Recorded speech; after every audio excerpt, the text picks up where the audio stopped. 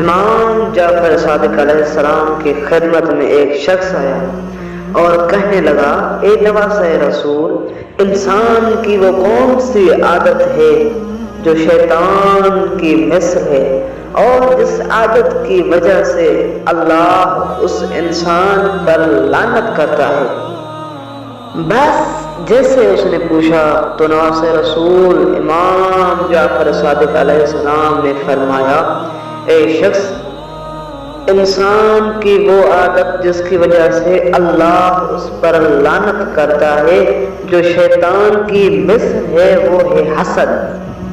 یاد رکھنا،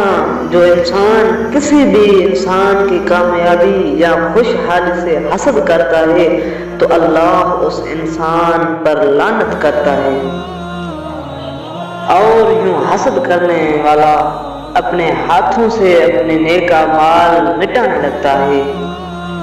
اور یوں اس کی وہ تمام نیکیاں جسے وہ حسد کرتا ہے اس کے نام اعمال میں لکھ دی جاتی ہیں، کیونکہ حسد کی پہلی مثال شیطان سے شروع ہوئی۔ جب اللہ نے آدم کو نوازا تو آدم کی عزت دیکھ کر شیطان تسلیم خم نہ ہوا،